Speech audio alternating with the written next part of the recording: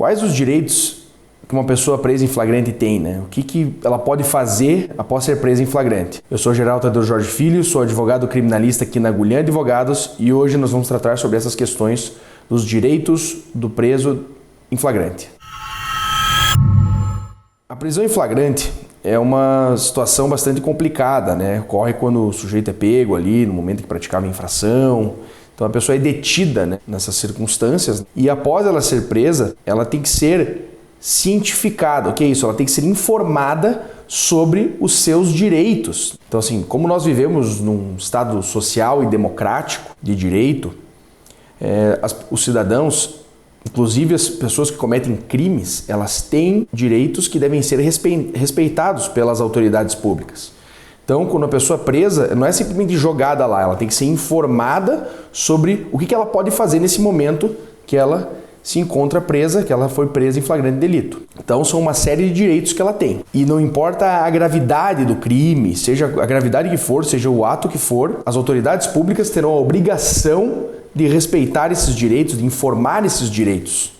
Por mais grave que o crime seja, por mais adversa que a situação seja, o Estado é obrigado a respeitar esses direitos e informar ao cidadão preso. Então, o primeiro direito, podemos abordar do sujeito preso em flagrante, né, é o clássico direito ao silêncio. Ele está previsto expressamente na nossa Constituição, no artigo 5º, inciso 63. Garante que a pessoa não é obrigada a confessar que praticou o crime. E esse direito ao silêncio, ele deriva daquele famoso direito que as pessoas não podem produzir provas, não são obrigadas a produzir provas contra si mesmo. A pessoa tem esse direito de não querer admitir, não querer confessar a prática do crime. E esse direito ao silêncio, no passado, ele podia ser usado como um indício de culpa da pessoa. Ah, a pessoa está em silêncio, opa, porque deve alguma coisa.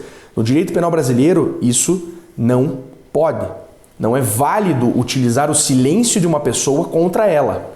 Então, a pessoa ficou em silêncio, esse silêncio não pode ser mencionado como um fator para atribuir a culpa, atribuir a autoria à pessoa. Então, assim, ficou em silêncio. Esse silêncio não pode ser utilizado pela autoridade no julgamento como indício de culpa para condená-la. Os policiais não podem forçar a pessoa, ameaçar ela de confessar, né, de admitir que praticou o crime. Então, assim, ela tem que ser informada que ela tem esse direito de permanecer em silêncio. Foi presa em flagrante, por exemplo, levada para a delegacia. Então, e ela tem que ser informada de que ela pode ou não ficar em silêncio. E, a partir desse momento, o advogado é que vai ser o responsável por fazer a comunicação com as autoridades, por se inteirar sobre o andamento das investigações, do processo, para atuar na defesa. Outro direito que a pessoa presa em flagrante tem é o direito de comunicar algum familiar ou outra pessoa por ela indicada, né, como advogado, a sua prisão. Então, ela é presa em flagrante e levada à delegacia, ela tem direito a se comunicar, né, a pedir que seja comunicada algum membro da sua família, ou o próprio advogado, ou outra pessoa, sei lá, um amigo, porque não é simplesmente leva a pessoa presa, joga ela lá na cadeia, tranca a chave, tranca e joga a chave fora. Não é assim. Nós vivemos num Estado democrático de direito, as pessoas têm direitos, o poder punitivo não pode fazer o que bem entende, ele tem que respeitar as regras do jogo, respeitar as regras do direito, para que não haja abusos, não haja ilegalidades, não haja arbítrios. A pessoa é presa, tem direito a comunicar um familiar com outra pessoa por ela indicada, o advogado, para que elas fiquem sabendo, tenham ciência da prisão, e para fornecer o apoio emocional, contratar o advogado, informar onde a pessoa foi presa. Então, assim, toda essa assistência emocional e jurídica, ela vai ter com esse direito de poder se comunicar, poder comunicar outras pessoas sobre a sua prisão. Então, por isso que ele é muito importante. E buscar esse apoio, essa rede de apoio, é fundamental para garantir que a pessoa não fique totalmente isolada e que ela tenha seus direitos respeitados.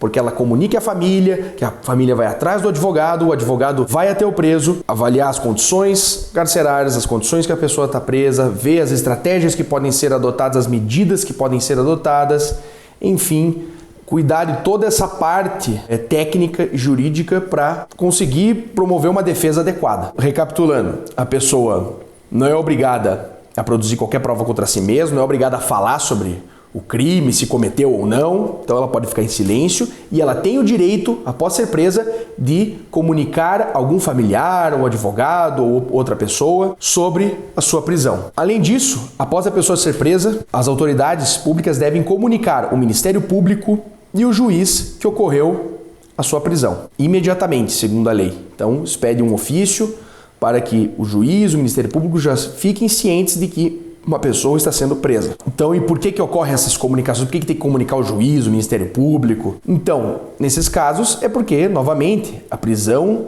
não é para deixar a pessoa totalmente isolada do mundo, não é para jogar ela lá simplesmente. Não. Justamente você comunica o juiz e o Ministério Público porque eles vão ser os responsáveis por avaliar as condições da legalidade da prisão, se ela vai continuar ou não, e se a pessoa pode ser eventualmente solta, né, caso não estejam preenchidos os requisitos de uma prisão preventiva, por exemplo. Outro direito é essa garantia do controle judicial, que é aquele direito do sujeito ser apresentado perante um juiz naquela chamada audiência de custódia.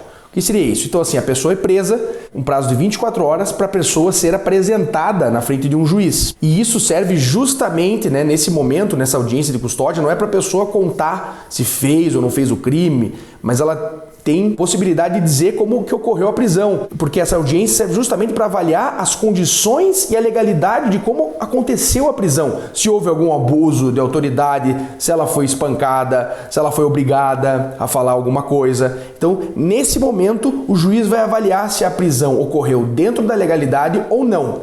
Essa audiência de custódia é realizada na presença do Ministério Público e do advogado de defesa.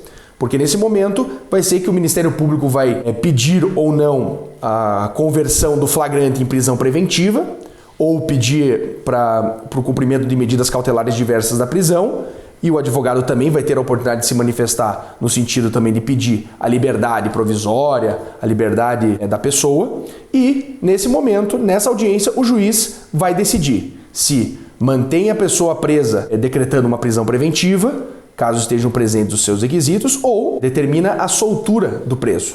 Então é nessa audiência que vão ser analisadas as condições da prisão e a legalidade da prisão, dos fatos, o que aconteceu. Tem que respeitar esses direitos, eles têm que ser respeitados, porque senão toda a prisão vai ser considerada ilegal. Tudo que o Estado fez nesse sentido não vai ser considerado válido. Todas as provas vai ser tudo considerado inválido a partir daí.